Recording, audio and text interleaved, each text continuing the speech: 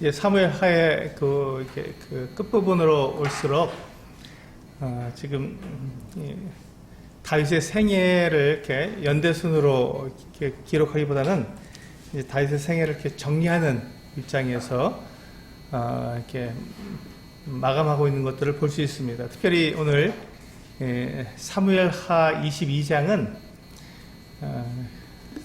우리가 시편 18편에서 같은 동일한 그 내용을 다루고 있습니다. 사무엘하 22장이 원본인 것 같고 그것을 조금 더 다듬어서 시편에 실을 때 조금 이제 문맥을 다듬은 것 같습니다. 그래서 약간의 차이가 있지만 내용은 거의 같은, 거의 95% 이상 똑같은 내용을 담고 있습니다. 시편 18편을 하고 동일한 내용을 좀 다루고 있습니다. 그런데 이제 사무엘하 22장의 내용이 1절에 보시면 여호와께서 다윗을 모든 원수의 손과 사울의 손에서 구원하신 그날에 다윗이 이 노래의 말씀으로 여호와께 아뢰어 이르되, 이렇게 되어 있습니다. 그러니까 이 말씀이 지금 사무엘하 22장의 이 말씀은 이 다윗의 노년기에 기록된 이 시가 아니라 이제 초기에 다윗이 왕이 되어서 얼마 안 된 초기에 기록한 시편인 것을 우리가 알 수가 있습니다.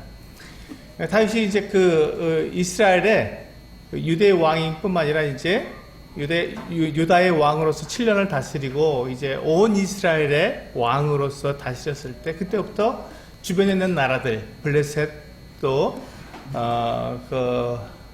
모압, 암몬, 뭐 이런 나라들을 갖다가 계속 전쟁을 통해서 그들을 무찌르고 왕위를 이렇게 공고히 한 그와 같은 때가 있습니다. 그게 이제 초기 시절인데, 지금 여기서 보시면 이 1절에서 여호와께서 다윗을 모든 원수의 손과 사울의 손에서 구원하신 그날에라고 되어 있는 모습을 보게 될 때, 아마도 이 다윗이 이스라엘의 왕이 된 초기에 기록한 시편이라고 생각이 됩니다. 그런데 여기서 이제 이 말씀에서 우리 1절을 자세히 살펴보면 참 중요한 부분이 1절에서 뭐라고 말씀하고 있냐면, 지금 다윗이 모든 원수와 사울을 무찌른 후에 이렇게 기록된 것이 아니라 여호와께서 다윗을 모든 원수의 손과 사울의 손에서 구원하신 그날에 이렇게 기록이 되어 있습니다. 만약에 이게 다윗이 자기의 어떤 치적, 자기의 어떤 공로를 드러낼 것 같은 마음으로 기록을 했다면, 제가 먼저 말씀드린 대로 기록했겠죠. 다윗이 모든 대적을 물리치고 사울을 물리친 그날에 이 노래로 노래하여, 이렇게 되었을 것입니다. 그런데 이 말씀은 그렇게 되어 있지 않고 여호와께서 다윗을 그 모든 원수와 사울의 손에서 구원하신 그날에 이렇게 되어 있습니다. 다윗은 결코 자기를 하나님보다 앞세워서 자기를 드러내고 자기의 공적이나 치적을 자랑하고자 하는 마음이 없었던 것이죠. 그리고 하나님께서 자신을 구원하신 그 하나님을 높이고 싶었던 것입니다. 이게 지금 이 다윗의 다윗이 제2의 사울이 되지 않고 다윗이 될 수 있었던, 사울 왕은 이게 무엇이 문제였냐면, 자기가 어떤 업적을 이루었을 때, 자기가 어떤 큰 공로를 세웠을 때, 원수를 무찔렀을 때 자기의 이름으로 된 이런 비석을 세우고자 했고, 자기를 이렇게 백성들 앞에서 나 이렇게 잘하는 사람이야 드러내고 싶어 했던 것이 다윗과 굉장히 대비되는 그 같은 모습이었는데, 다윗은 정말 많은 일들을 했고 놀라운 일들을 그가 이루었지만, 그 모든 일에 자기를 내세우기보다는 하나님께서 다윗을 어떻게 도와주셨는가, 돌봐주셨는가 하는 것들을 자랑하고 드러내고 싶었던 것이죠. 그래서 오늘 이 사무엘하 22장의 제목을 지도자는 삶의 간증으로 하나님을 높이는 사람이다 라고 정해보았습니다. 지도자는 자기 삶의 간증으로 하나님을 높이는 사람이다. 우리가 지금 우리가 다윗의 생애를 보고 있는데요. 사무엘기를 통해서 다윗의 생애를 보고 있는데, 다윗이 지금 그와 같이 이스라엘의 왕으로서, 지도자로서 그가 어떠한 모습을 통해서 이스라엘 백성들에게 이스라엘 백성들로 하여금 하나님을 섬길 수 있도록, 하나님을 바라볼 수 있도록 했는가 하는 부분이 가장 그 사무엘기에서 우리가 놓치지 말아야 할 그 같은 항목입니다. 일단 일반적으로 우리가 이제 위인전처럼 성경을 읽을 수도 있습니다. 누가 얼마나 참 이렇게 놀라운, 정말 사람으로서 이루지 못할 일들을 이루었는가 하는 어떤 위인전적인 어떤 그런 관점으로 그런 인물들을 바라보기가 쉬운데, 그런데 이 다윗은 사무엘기에서 사무엘 상하를 통해서 다윗의 생애를 기록할 때 그렇게 하지 않았다는 것이죠. 다윗이 중요한 것이 아니라 그 다윗이라는 평범한 사람, 어렸을 때는 그 형들한테까지도 이렇게 밀려서 저 양을 치고 있었던 평범한 목동, 그와 같은 사람이 어떻게 하나님의 손에 붙들림을 받아서 하나님께서 그를 어떻게 사용하셔서 그를 왕으로 세우셨고, 그가 그 주변 모든 나라들을 평정하면서 가장 강대국으로 가장 큰 나라를 이룰 수 있는 그와 같은 사람이 되었는가, 하나님이 어떻게 그를 사용하셨는가 하는 것이 사무엘기의 사무엘 상하의 핵심 내용입니다. 다윗이 어떻게 하나님을 기쁘게 해드렸는가, 이 면보다도 하나님께서 어떻게 다윗을 사용하셨는가, 이게 더 우리가 바라봐야 할 그런 관점이죠. 그거에 대한 오늘 이 22장은 핵심입니다. 아주 그냥 정점이죠. 이제 22장, 23장, 24장을 가면 지금까지는 다윗에 대해서 이야기를 했는데, 이제 22장을 보시면 다윗이 말을 합니다.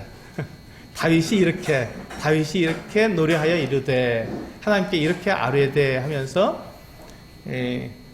다윗이 이야기하는, 다윗이 말하는 부분이 나옵니다. 그래서 다윗은 하나님을 어떻게 노래했는가, 다윗은 어떻게 하나님을 높여드렸는가, 자기의 삶의 간증을 통해서 하나님을 어떻게 높여드렸는가가 오늘 22장의 핵심이지요. 그래서 보시면 2절, 3절, 4절에서 다윗이 노래하고 있는데, 하나님을 높여드리고 하나님을 그가 노래하고 있는데, 하나님이 어떠한 분으로 노래하고 있냐면, 한마디로 말하면 2절, 3절, 4절에서 하나님은 나의 구원자시다, 하나님은 나의 구원자시다 라고 고백하고 있습니다. 그런데 그 2절, 3절, 4절에서 다윗이 하나님을 나의 구원자라고 노래하는 그 시제, 동사의 시제가 각각 다릅니다. 2절을 보시면 여호와는 나의 반석이시요 나의 요새시요 나를 위하여 나를 건지시는 자시요. 지금 현재형으로 되어 있습니다. 지금 현재 나를 지금 건지고 계시는 분이시다. 현재형으로 되어 있습니다. 3절에 가서 보시면요, 내가 피할 나의 반석이 하나님이시요 나의 방패시요 나의 곤의 뿌리시요 나의 높은 망대시요 그에게 피할 나의 피난처시요 나의 구원자시라, 나를 폭력에서 구원하셨도다. 과거형으로 말하고 있습니다. 그리고 4절에서는요,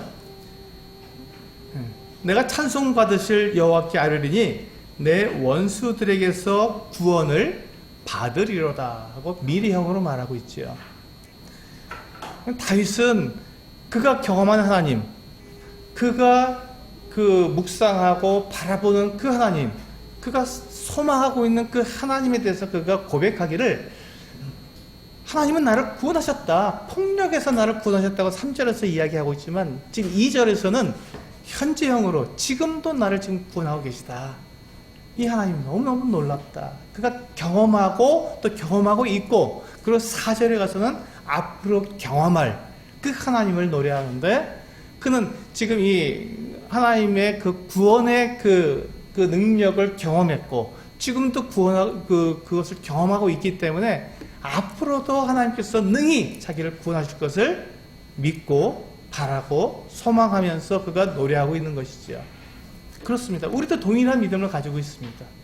우리도 하나님께서 우리를 예수 그리스도를 통해서 우리를 죄에서 구원해 주셨습니다. 그리고 지금도 역시 마찬가지로 우리의 일상의 생활 가운데서 우리가 죄를 짓기도 하고 잘못을 범하기도 하지만 그 모든 그런 상황 속에서도 우리를 여전히 우리를 구원하고 계시고 우리의 모든 죄를 용서하고 계십니다. 뿐만 아니라 우리가 이제 하나님 앞에 서게 되었을 때 우리의 모든 죄를 바로 예수 그리스도께서 그 약속대로 우리에게 이루어주신 그 주님의 그 모든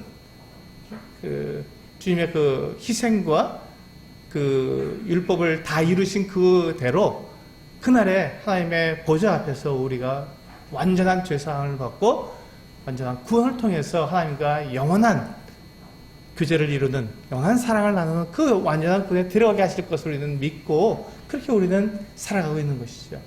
그 같은 믿음, 과거에 나를 구원하신 그 하나님 또한 지금도 나를 구원하고 계신 그 하나님 그리고 나를 영원히 구원하실 그 하나님을 우리는 바라보고 믿고 가고 있는데 이 다윗이 그와 같이 노래한 것입니다. 물론 지금 다윗이 노래하고 있는 이것은 그가 이제 원수의 사람들과의 어떤 관계, 전쟁에서 그 어려움과 고난 가운데 자기를 구원하신 그 하나님을 노래하고 있지만 지금 우리들에게도 지금 뭐 마찬가지죠. 우리도 마찬가지지만 그러나 우리들이 이제 우리가 하나님 앞에서 우리가 받은 이 놀라운 영원한 속죄함 이것을 우리가 생각했을 때 그것을 더 우리가 강조하기 때문에 이제 그 부분을 제가 말씀을 드렸습니다.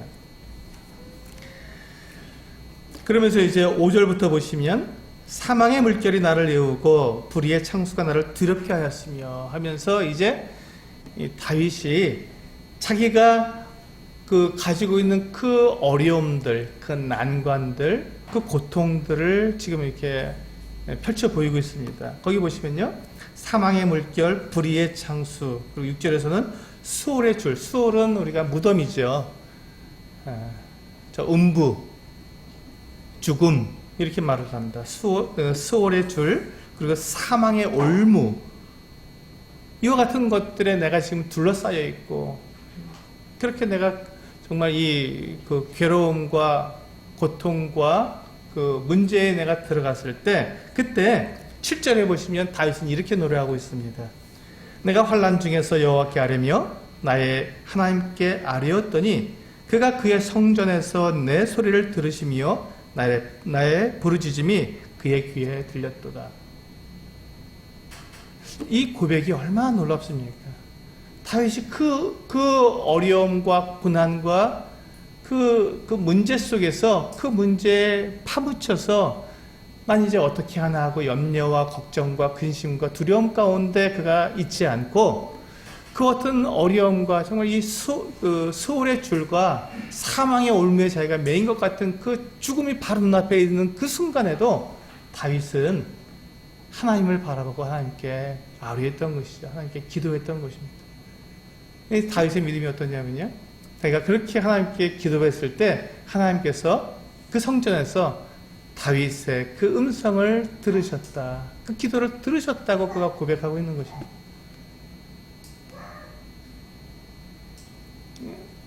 우리 신앙생활에 있어서 가장 기본적인 것, 하나님과의 관계에 있어서 가장 기본적인 게 바로 이 기도입니다.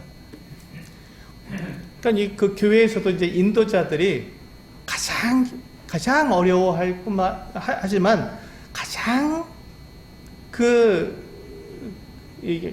하나님 앞에서 가장 능력 있게 일할 수 있는 그 부분이 기도입니다.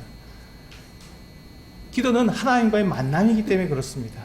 우리가 기도를 통해서 그냥 하나님께서 나에게 내가 기도하면 들어주셔서 내 문제가 해결되는 것, 그것을 우리는 기도라고 말하지 않습니다. 물론 그게 한 부분이지만 기도에 있어서 가장 중요한 그 포인트는 내가 기도했을 때 응답받았다가 아니라 내가 기도함으로 하나님과 만났다는 것입니다. 하나님의 얼굴을 뵙고 하나님이 내 음성을 들으시고 나의 모든 사정을 다 아시고 그래서 나를 위로하시고 나와 교제하시고 그런 가운데 나를 하나님의 뜻 가운데 나의 가장 합당한 길로 나를 인도해 가시는 것이죠.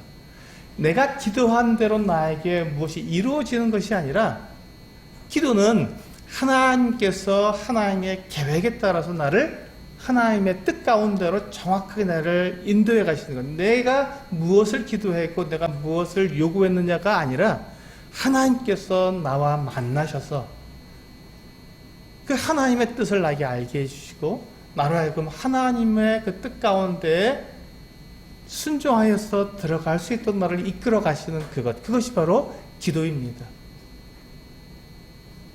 기도는 내가 기도함으로 하나님께서 내가 기도한 대로 이것도 주시고 저것도 주셔서 나는 이게 기도 응답을 많이 받는다라고 말하는 그것이 아니라 내가 하나님의 뜻에 맞는 기도를 했는가, 내가 하나님의 뜻을 알 수 있도록 나를 인도해 주셨는가 하는 것이 기도의 핵심이지요. 그래서 기도는 하나님과의 만남이요 하나님과의 교제입니다. 근데 여기서 보시면 지금 이 다윗이 뭐라고 말하냐면 하나님께서 그 성전에서 내 음성을 들으셨다. 나를 만나주셨다. 내 모든 사정을 다 아시고 나를 인도하신다는 것이죠. 그래서 그 뒤에 보시면 8절부터 보시면 정말 놀라운 일을 하시죠. 다윗이 자기가 그렇게 곤경에 처하고 소울의 줄과 사망의 올무에 자기가 매인 것 같이 그렇게 괴로움을 하나님께 그가 토로했을 때 하나님께서 다윗의 그 음성을 들으시고 어떻게 하시냐면 8절부터 보시면요. 땅이 진동하고 하늘의 기초가 요동하고 하나님께서 진노하셨다 하고 8절을 말하고 있고요. 9절에서는 그 코에서 연기가 오르고 입에서 불이 나오고 10절에서는 하늘을 들이우고 강림하시는데 11절에서 구름을 타고 나르시고 바람 날개 위에 나타나셨습니다. 그리고 빽빽한 구름에서 나타나셨고 그리고 13절에서는 그 광채로 말미암아서 숯불이 피었고 14절에서는 하늘에서 우레소를 내시며 15절에서는 화살을 날려서 그들을 흩으시고 쓰시며 번개로 무찌르셨습니다. 지금 여기 보시면 다윗이 하나님께서 그 위엄과 권위와 또 그 같은 하나님의 그 같은 행사를 나타내시는 그 모든 일이 다윗이 자기가 기도했을 때 그 기도의 응답으로 그렇게 행하신 것들을 노래하고 있는 것이죠. 하나님께서 택하신 그 왕, 하나님께서 기름 부으신 그 하나님의 이 백성의 인도자, 그를 괴롭히고 그를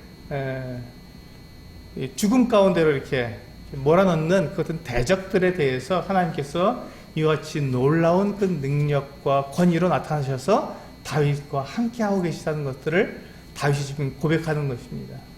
이 상황을 한번 생각해 보시기 바랍니다. 우리는 이러한 믿음이 있습니까? 하나님께서 내가 기도했을 때 하나님께서 그 진노하시고 하나님의 모든 능력과 하나님의 모든 권위를 통해서 나와 함께 하시고 나를 도우시며 나를 인도하신다고 하는 이 분명한 이 같은 내가 확신과 믿음이 있느냐 하는 것입니다. 다윗은 그것을 가지고 있었습니다. 그래서 그가 하나님은 이와 같이 나와 함께 하시는 분이시다. 내 기도를 들으시는 분이다 하면서 하나님의 살아계심을, 하나님은 막연한 하나님이 아니라 그냥 사람들이 지어내는 그 신 중에 하나가 아니라 살아계시고 내 음성을 들으시며 나의 모든 사정을 아셔서 거기에 합당하게 당신의 권위와 능력과 힘을 나타내시는 그 같은 분이라는 것을 이렇게 분명하게 드러내고 있는 것이죠. 다윗은 하나님을 우상처럼 생각하지 않았습니다. 내가 숨기면 하나님도 모르시는 분이라고 생각하지 않았습니다. 그가 말하면 들으시는 하나님, 역사하시는 하나님이라고 그는 믿고 그렇게 그분을 노래했던 것이죠. 이것이 다윗의 간증이었습니다. 그의 삶 가운데서 그와 같은 것들을 경험했기 때문에 하나님이 자기와 함께하고 계신 것들, 자기를 보호하시고 인도하시는 그 같은 것들을 경험했기 때문에 그것을 그는 자연스럽게 이렇게 노래할 수 있었던 것입니다. 사실 다윗이 골리앗과 싸울 때 우리 기억하시죠? 다윗과 골리앗. 다윗이 골리앗과 싸울 때 그는 어린 소년이었습니다. 그는 장수가 아니었습니다. 그는 목동이었죠. 그가 사울 왕이 주는 군복을 입었을 때 그게 커서 맞지가 않았습니다. 그래서 그는 그냥 자기가 입는 옷을 입고 그 시냇가에 가서 조약돌 5개를 들고 물맷돌을 가지고 하나님의 이름으로 골리앗에게 나아가서 그를 무찔렀죠. 그런데 수많은 전쟁과 수많은 전투와 그것을 통해서 용맹했던 이 이스라엘 군대의 모든 장군들이 벌벌 떨면서 나갈 수 없었던 골리앗, 그 거인 골리앗에게 이 어린 소년이 당당하게 나아가서 그를 무찌를 수 있었던 그 힘, 그 능력, 그 경험이 다윗의 능력이었을까요? 그렇지 않다는 것이죠. 다윗은 그걸 알았습니다. 자기가 이 거인 골리앗을 무찔렀지만 자기의 능력이라고 생각하지 않은 것이죠. 하나님께서 그와 함께 하셨기 때문에 그게 가능했다는 것을 다윗은 이렇게 노래하는 것입니다. 하나님의 그 같은 정말 전능하신 능력, 신비한 그 같은 힘, 그 같은 것들을 통해서 그가 그 대적들을 물리쳤다는 것이죠. 블레셋 사람들 정말 강한 대적이었습니다. 모압 군인들, 암몬 군인들, 정말 그가 그 전에 있었던 많은 그 이스라엘 그 조상들이 그 같은 사람들에게 다 이렇게 전쟁에서 지고 그들에게 조공을 바치기도 하고 이와 같은 그 같은 나라였는데, 이스라엘이 그런 나라였는데 다윗은 그들을 다 무찌르고 승리했으며 가장 이스라엘 나라의 그 영역이 가장 컸던, 국토를 가장 크게 만들었던 그 같은 왕이었죠. 그게 가능했던 것이 바로 하나님께서 그와 함께 하셨고 그 모든 대적을 그 앞에서 무찔러 주셨기 때문에 가능했다고 지금 다윗은 이와 같이 노래하고 있는 것입니다.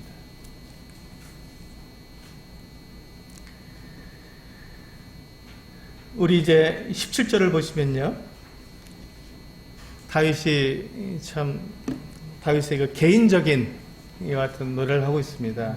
그가 위에서 손을 내미사 나를 붙이시며, 하나님께서 다윗을 위에서 이렇게 다윗에게 위에서 손을 내밀어서 다윗을 붙들어 주셨다는 거예요. 앞에도 적이고 뒤에도 적이고 사방이 다 막혀 있는 바로 그때 하나님께서 위에서 다윗을 붙들어 주셔서 그를 건지셨다고, 얼마나 놀랍습니까? 자기 힘으로, 자기 능력으로, 자기 지혜로, 자기 용맹으로 원수를 물리쳤다고 얘기하는 것이, 그렇게 그가 자랑하는 것이 아니라 하나님께서 위에서 그 손을 내밀어서 나를 보호하셨다고 그렇게 다윗은 고백하고 있는 것입니다. 18절에 보시면 나를 강한 원수와 미워하는 자에게서 건지셨으며, 근데 그 이유가 뭐냐면요, 하나님께서 위에서 이렇게 다윗을 붙들고 강하게 그를 강한 그 원수들 사이에서 건져내신 이유가 뭐냐면, 대적들은요, 다윗의 대적들은 나보다 강했기 때문이다. 다윗이 지금 이렇게 노래하고 있는 겁니다. 자기가 다윗 본인이 이 원수들보다 강했기 때문에 자기가 이겼다가 아니라, 지금 다윗이 맞닥뜨리고 있는 그 대적들, 그 원수들, 적군들이 자기보다 훨씬 강해서 자기가 그들을 이길 수가 없었는데, 참 놀랍게도 하나님께서 위에서 나를 붙들어 주셨다, 하나님의 손이 위에서 나를 붙들어 주셨다 하고 고백하고 있는 것입니다. 이게 다윗의 고백입니다. 이게 간증이죠. 이것을 통해서 다윗은 누구를 자랑하고 있습니까? 하나님을 자랑하고 있습니다. 이 노래를 같이 부르는 시편은 온 백성들이 같이 부르도록 이렇게 노래로 만들어서 백성들에게 가르친 것입니다. 계속해서 암송해서 부르도록 했습니다. 백성들이 이 노래를 부를 때 뭐라고 고백하겠습니까? 누구를 칭송하겠습니까? 다윗을? 아닙니다. 하나님을 칭송하지요. 하나님이 그러신 분이시구나. 하나님이 다윗을 붙들어 주신 분이시구나. 그리고 다윗은 지금 이 노래를, 이 시편을 지음으로써 그는 자기의 간증을 통해서 하나님을 온 백성들을 위해 앞에서 이렇게 높여드린 것이죠. 그러면서 이제 다윗은 이와 같이 이야기하고 있습니다. 우리 22절에 보시면 이는 내가 여호와의 도를 지키고 악을 행함으로 내 하나님을 떠나지 아니하였으며 그의 모든 법도를 내 앞에 두고 그의 규례를 버리지 아니하였음이로다. 내가 또 그의 앞에 완전하여 스스로 지켜 죄악을 피하였나니 그러므로 여호와께서 내 의대로 그의 눈앞에서 내 깨끗한 대로 내게 갚으셨도다. 자비한 자에게는 주의 자비하심을 나타내시며 완전한 자에게는 주의 완전하심을 보이시며 깨끗한 자에게는 주의 깨끗하심을 보이시며 사악한 자에게는 주의 거스르심을 보이시리이다. 여기서 지금 다윗은 자기가 얼마나 깨끗한 자이며 자기가 얼마나 거룩한 자이며 자기가 얼마나 완전한 자인지를 노래하는 것이 아닙니다. 지금 다윗이 이렇게 이해한 것은 무엇입니까? 그가 하나님께서 자기에게 베풀어 주신 그 은혜에 맞추기 위해서 자기가 최선을 다했다는 것이죠. 하나님 앞에서 자기가 하나님의 그 성호를 부끄럽게 하지 않으려고 나를 이렇게 도우시고 나를 보호하시고 나를 인도하시는 그 하나님 앞에 그 거룩하시고 완전하시고 그 정말 의로우신 그 하나님 앞에 그 하나님이 나를 사용하고 계시는데 내가 죄악 가운데 거하며 내가 사특한 일을 행하며 내가 온갖 범죄를 함으로써 그 하나님의 성호를 그 거룩한 이름을 내가 비방받지 않게 하기 위해서 그는 최선을 다했다는 것입니다. 그때 하나님께서 그와 같은 사람들 깨끗한 자에게는 주의 깨끗하심을 보이시며 사악한 자에게는 주의 거스르심을 보이신다고 그가 말한 것입니다. 다윗은 하나님이 이와 같이 거룩하신 분이시고 이렇게 의로운 분이라는 것을 높여드렸던 것이죠. 우리 31절을 보시면 다윗은 이와 같이 노래하고 있습니다. 하나님의 도는 완전하고 여호와의 말씀은 진실하니 그는 자기에게 피하는 모든 자에게 방패시로다. 이와 같은 고백을 다윗이 하게 되는 이유가 무엇입니까? 그가 그렇게 사울에게 피해 다닐 때 그 10년 정도 이렇게 피해 다녔다고 생각이 되는데요. 그동안에 바로 앞에서 이 사울에게 발각되고 붙잡힐 수밖에 없었던 그와 같은 절체절명의 시기가 있어서 그런 상황이 주어질 때가 있었는데도 불구하고 하나님께서 그의 방패가 되신 것을 그는 기억했을 것입니다.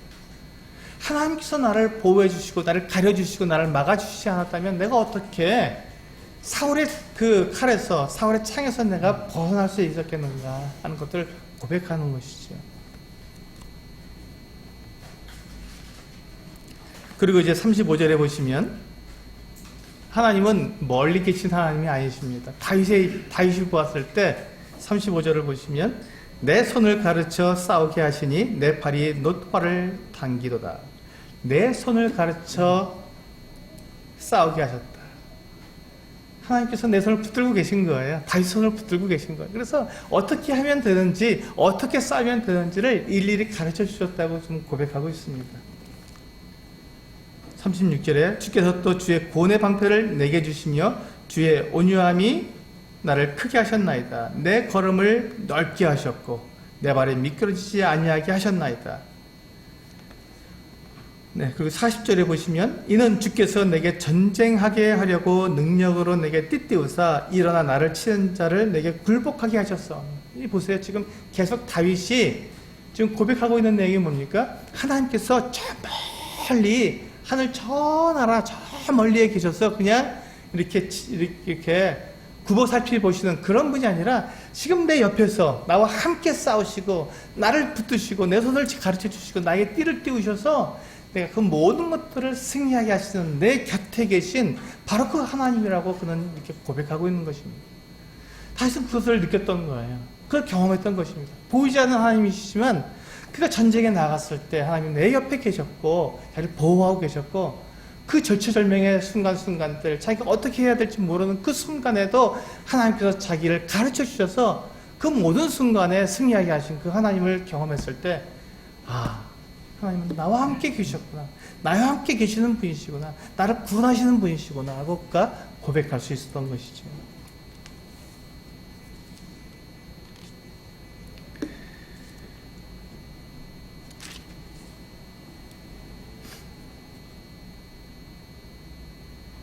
우리 47절 이게 오늘의 제가 그 제목을 정한 그 구절인데요. 47절 같이 한번 읽어보실까요? 시작.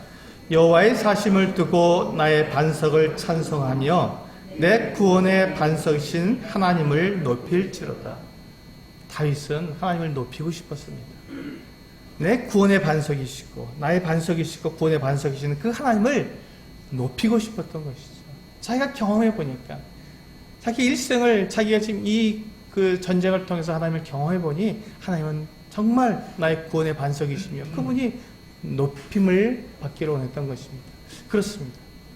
다윗이 이와 같은 노래를 통해서 백성들에게 가르쳐 주었고 그들이 이와 같은 노래를 통해서 계속해서 하나님을 찬양하게 했을 때 이 노래를 부르는 이스라엘 백성들은 하나님을 높였습니다.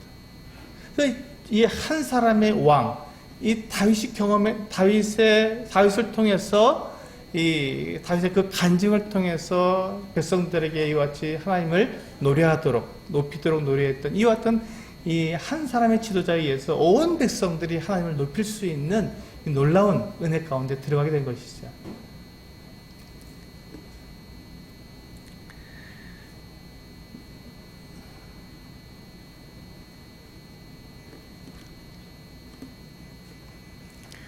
우리 이와 같은 모습을 보게 될 때 다윗의 이와 같은 고백처럼 그 신구약 성경에 나오는 모든 믿음의 선진들이 이와 비슷한 신앙 고백을 하고 있습니다. 우리 히브리서 말씀을 한번 보실까요? 히브리서 10장에 있는 말씀을 보시면 히브리서 11장은 믿음장이라고 그래서 거기에 이제 많은 믿음의 선진들이 나와서 그들이 어떤 삶을 살았는지를 우리가 잘 볼 수 있습니다. 근데 저는 그 부분보다 그 10장에 나와 그 바로 앞에 나와 있는 이 같은 내용들을 같이 한번 살펴보길 원합니다. 32절부터 마지막 39절까지 있는 말씀인데요. 제가 읽어드리겠습니다. 전날에 너희가 빛을 받은 후에 고난의 큰 싸움을 견뎌낸 것을 생각하라. 혹은 비방과 환난으로서 사람에게 구경거리가 되고 혹은 이런 형편에 있는 자들과 사귀는 자가 되었으니 너희가 갇힌 자를 동정하고 너희 소유를 빼앗기는 것도 기쁘게 당한 것은 더 낫고 영구한 소유가 있는 줄 알미라. 그러므로 너희 담대함을 버리지 말라. 이것이 큰 상을 얻게 하느니라. 너희에게 인내가 필요함은 너희가 하나님의 뜻을 행한 후에 약속하신 것을 받기 위함이라. 잠깐 후면 오실 이가 오시리니 지체하지 아니하리라. 나의 의인은 믿음으로 말미암아 살리라. 또한 뒤로 물러가면 내 마음이 그를 기뻐하지 아니하리라 하셨느니라. 우리는 뒤로 물러가 멸망할 자가 아니요 오직 영혼을 구원함에 이르는 믿음을 가진 자니라. 여기 보시면 지금 이 히브리서 서신을 받고 있는 이 성도들에게 지금 히브리서 기자는 이와 같이 이야기하고 있는 것입니다. 우리가 누구냐? 우리는 이 복음을 듣고 예수 그리스도를 믿은 후에 고난의 큰 싸움에 들어간 사람들이다. 박해를 받았고 환난 가운데 있었다. 그리고 사람들에게 구경거리가 되었다. 그리고 내가 그와 같은 입장에 있지 않더라도 그런 입장에 있는 사람들과 사귀게 되었다. 그들을 도와주고 그들과 한편이 되어주고 그들이 옥에 갇혔을 때 돌아보고 필요한 것들을 제공해주며 혹시 순교를 당했다면 그 가족들을 돌봐주는, 그렇게 하다 보니까 그도 고난을 당하게 되고 옥에 갇힐 수도 있고 또 자기의 소유를 다 빼앗길 수도 있었는데 그렇게 되는 것조차 기쁨으로 받았다 하고 말씀하고 있습니다. 이렇게 34절에 나오는 것이죠. 너희 소유를 빼앗기는 것도 기쁘게 당한 것은 더 낫고 영구한 소유가 있는 줄 알미니라. 그들의 믿음은 이렇습니다. 그들의 믿음이었습니다. 이 땅에서 그들의 소유를 다 빼앗긴다 할지라도 그것에 더 두려워하지 않고 기쁘게 그것을 당한 것은 더 낫고 영구한 소유가 있는 줄을 믿었기 때문이라고 이야기하고 있습니다. 이것이 우리 앞에 초대교회 때 초대교회 우리 그 믿음의 선진들이 그들의 신앙 간증을, 그들의 삶의 간증을 하나님을 높인 부분입니다. 지금 이 초대교회 때 우리 믿음의 선진들이 그들이 주변에 있는 다른 그 유대인들이나 또 로마인들에게 그들이 박해를 받을 때 그들의 믿음을 버렸다면, 그들의 목숨 때문에 목숨을 유지하고자 믿음을 버리거나 그들의 소유를, 재산을 지키고자 믿음을 버렸다면 그들이 그 하나님을 얼마나 부끄럽게 만들었겠습니까? 하나님의 그 약속을 믿지 못하고 하나님께서 그들에게 주실 더 낮고 영구한 그 소유를 그들이 잊어버리고 자기의 안위를 위해서 믿음을 버리고 예수 그리스도를 버리고 부인하고 그렇게 했다면 그것이 그 믿지 않는 자들에게 얼마나 손가락질 당한 일이며 이 믿음이 우리에게 전수될 수 없었던 일이 그 같은 모습이었겠지만 우리의 믿음의 선진들은 그렇게 하지 않았다는 것이죠. 오히려 그것을 기쁘게 받았고 그것을 견뎌내고 세상의 그 같은 핍박과 유혹을 그들이 이겨냈다는 것입니다. 그래서 그들은 그들의 삶의 간증으로 하나님을 높여드렸던 것이죠. 주님도 십자가에서 순교하신 분이십니다. 주님의 제자들 12제자 중에서 요한은 마지막까지 밤모섬의 입에 대해서 그가 그의 그 영을 다했지만 대부분의 그 주님의 제자들, 사도들은 다 순교를 당했습니다. 그래서 어떤 분은 그렇게 말을 하더라고요. 순교자의 피가 교회의 씨앗이다. 순교자의 피로 교회가 탄생했다는 것이죠. 교회는 순교자의 피가 그 기초를 이루고 있고 순교자의 그 같은 희생과 그 순교자의 그 헌신 위에 교회가 이루어졌다는 것입니다. 그들이 왜 순교를 했습니까? 하나님을 믿기 때문에, 하나님께서 나를 구원하신 것을 믿었기 때문에, 하나님의 그 살아계신 예수 그리스도께서 하나님의 아들이시고 나를 구원하시는 구원자라는 것을 분명히 믿었고 경험했기 때문에 그들은 순교의 그 같은 두려움 앞에서 그들은 당당히 그것을 이길 수 있었던 것이죠.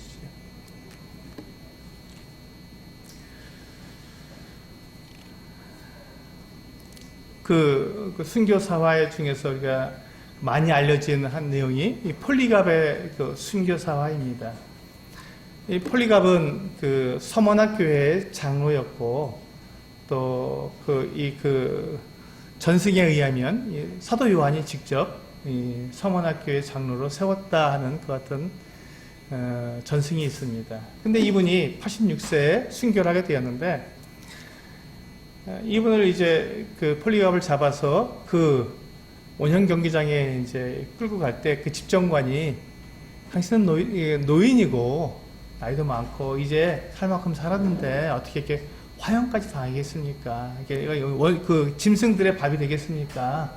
그냥 딱 한 번만 예수 그리스도를 부인하고 시저를 황제를 신이라고만 한마디만 하면 이제 여생을 편하게 지내고 또 돌아가서 또 가르치면 되지 않겠냐고. 그 집정관이 이 사도 요한을, 이 폴리갑을 굉장히 존경했다고 합니다. 참 훌륭한 분이셨기 때문에. 그때 이 폴리갑이 고백하기를, 나의 주님은 86년 동안 나를 한 번도 부인하시거나 나를 버리신 적이 없는데 내가 어떻게 나의 왕이신 그분을 부인할 수 있겠습니까? 나는 그분을 결코 부인할 수 없습니다. 그분은 나의 왕이시며 나의 주님이시여 나의 하나님이십니다. 그래서 그분이 끌려가서 결국 순교를 당했다고 합니다. 이 폴리갑이 고백한 이 고백, 그분은 나의 86년 동안 나를 한 번도 버리신 적이 없습니다 라고 고백한 이 고백, 그의 삶의 간증이죠. 그 노인, 그 오랜 그 세월 동안 주님을 증거했고 존경을 받는 이 노인인 이 폴리갑 장로가 그가 고백한 이와 같은 고백은 지금도 우리들 마음 가운데 심금을 울립니다. 아, 이것이 간증이구나. 이것이 하나님을 높이는 거구나. 세상을 이기는 믿음이구나. 그렇게 고백하고 있습니다. 그렇습니다. 이제 우리 차례입니다. 지금 오늘날 살고 있는 우리들 주변에서는 교회에 대해서, 믿음에 대해서, 하나님에 대해서, 예수 그리스도에 대해서 많은 비난과 핍박과 또 그 같은 어려움들이 있습니다. 특히 이 코로나 상황에서 참 많은 비난을 받고 있는 것이 사실입니다. 믿음에 대해서. 바로 이때 우리가 정말 우리의 삶의 간증으로 하나님을 경험하고 하나님께서 나에게 어떠한 분이신가를 내가 경험하고 다윗처럼 그 기도 가운데서 매일의 삶 가운데에서 하나님을 경험한 그 경험으로 하나님을 사람들 앞에 높일 수 있다면 나의 말과 행동과 나의 결정과 선택 이 모든 것에서 정말 내가 그리스도인다운 그 같은 결정을 하고 그 같은 판단을 내림으로써 하나님을 높일 수만 있다면 그렇다면 우리가 지금 살펴봤던 다윗과 또 많은 믿음의 선진들의 그 반열에 우리도 함께 동참하는 그 믿음의 대회를 동참하고 이 세상을 이기는 그 같은 믿음의 사람의 반열에 들어가게 될 것입니다. 그것을 통해서 우리와 같은 믿음과 또 우리의 그 삶의 간증을 통해서 하나님께서 오늘날 이 땅에 남겨주신 이 교회가 그 같은 간증을 바라보고 그 같은 것들을 함께 나눔으로써 교회의 간증이 세상 가운데 빛과 소금으로 드러나게 되고 그러므로 하나님을 높일 수만 있다면 그렇다면 우리가 해야 될 일들이 무엇인지 우리는 알 수 있을 것입니다. 그 같은 일이 있다면 우리의 목숨도 아깝지 않고 우리 전 재산을 다 빼앗긴다 할지라도 아깝지 않다고 고백할 수 있는 우리 믿음의 선진들이 그렇게 살았습니다. 순교의 자리에서 그들이 박해의 자리에서 그것을 피하지 않고 믿음을 지키기 위해서 그 모든 것들을 그들이 감당했던 그 믿음의 본이 우리들에게도 동일하게 있을 수 있다고 저는 믿습니다. 이와 같이 세상의 유혹과 세상의 압력을 받으면 우리는 피하고 싶고 숨고 싶고 그것을 모면하고 싶은 것이 사실인데 바로 그 같은 때 우리의 이 다윗과 같이 정말 하나님을 높일 수 있다면 다윗과 같이 자기의 고백으로 하나님을 높일 수만 있다면 그 같은 간증을 우리가 나타낼 수만 있다면 그것이 오늘날 우리 이 시대를 살아가는 우리 그리스도인들의 사명이 아닌가 생각합니다. 그리고 그 사명을 이끌어가는 그 같은 분들이 바로 지도자들이죠. 교회 인도자들입니다.